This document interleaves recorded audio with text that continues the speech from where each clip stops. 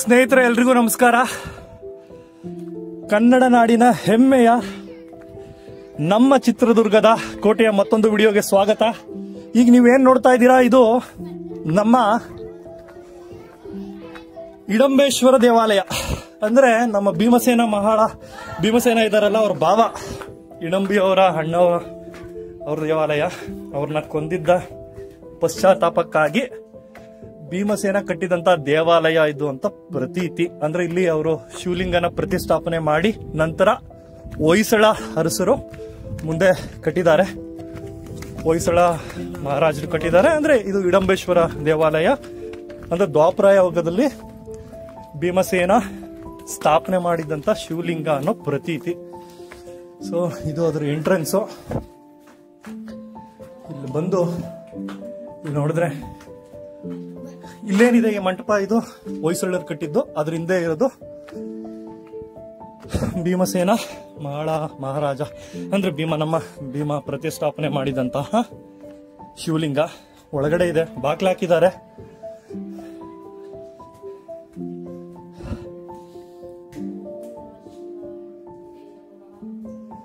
ಕಾಣಲ್ಲ.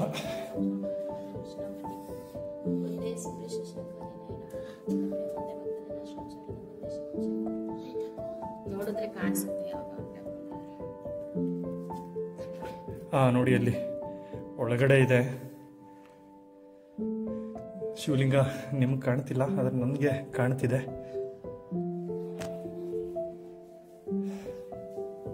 ಸೊ ಇದು ಒಳಗೆ ಶಿವಲಿಂಗ ಇದೆ. ಇದು ಇಡಂಬೇಶ್ವರ ದೇವಾಲಯ.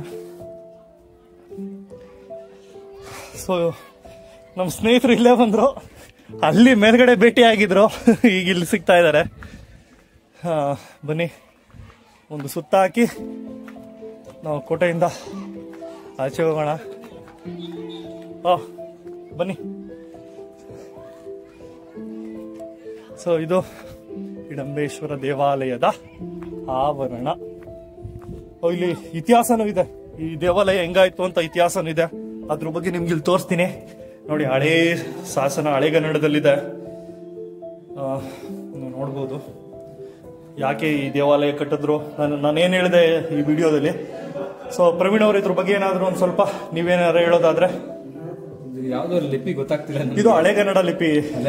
ಹೌದು, ನೋಡಿ ಇಲ್ಲಿ ಬರ್ದಿದ್ದಾರೆ, ಶ್ರೀರಾಮಕೃಷ್ಣ ಪ್ರಾಣದೇವ ದರ್ಶನ. ಅಂದ್ರೆ ನನಗೆ ಹಳೆಗನ್ನಡ ಅಷ್ಟು ಓದಕ್ ಬರಲ್ಲ. ಇದು ಹಳೆಗನ್ನಡದಲ್ಲಿದೆ. ನೋಡಿ, ಜಯಲಕ್ಷ್ಮಿ ಎಲ್ಲ ಬರ್ದಿದ್ದಾರೆ ಇಲ್ಲಿ. ಬನ್ನಿ ಹೋಗೋಣ. ಸೊ ಹಿಂಗೆ ಹೋದ್ರೆ ಈ ಆವರಣದಿಂದ ಹಿಂದೆ ಮತ್ತೆ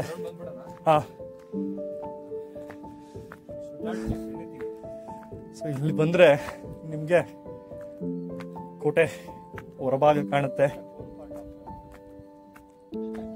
ಸೊ ಇದು ಕೋಟೆಯ ಮಧ್ಯಭಾಗ. ಸೊ ಎಲ್ಲ ಏನು ಇದು ನೋಡಿ, ಇಲ್ಲಿ ಇದೇನು ಇಲ್ಲಿ ಶೇಖರಣೆ ಮಾಡ್ತಿದ್ರು, ಏನು ದವಸ ಧಾನ್ಯನ. ಅದ್ರ ಮೇಲೆ ಇದು ಇತ್ತು, ಹೊದಿಕೆನೂ ಇತ್ತು. ಆದ್ರೆ ಈಗ ಅದೆಲ್ಲ ಕಿತ್ತೋಗಿದೆ. ಸೊ ಅಲ್ಲಿ ಏನ್ ಕಾಣ್ತಿದೆ, ಆನೆ ತರ ಕಾಣುತ್ತೆ ನಿಮ್ಗೆ ಅದನ್ನ ನೋಡಿದ್ರೆ. ಅದ್ರ ಪಕ್ಕ ಇರೋದು ನಮ್ಮ ಸ್ವಾಮಿ ಆಂಜನೇಯ ದೇವಾಲಯ. ಅದ್ರ ಪಕ್ಕ ಇರೋದು ಏನು ಅದನ್ನೇನ್ ಕರೀತಾರೆ, ಗರಡಿ ಮನೆ. ಅದನ್ನ ತೋರಿಸ್ತೀನಿ. ಸೊ ಇದು ಈ ವಿಡಿಯೋದ ಮಾಹಿತಿ. ಮತ್ತೊಂದು ವಿಡಿಯೋದಲ್ಲಿ ಸಿಗೋಣ. ಧನ್ಯವಾದ.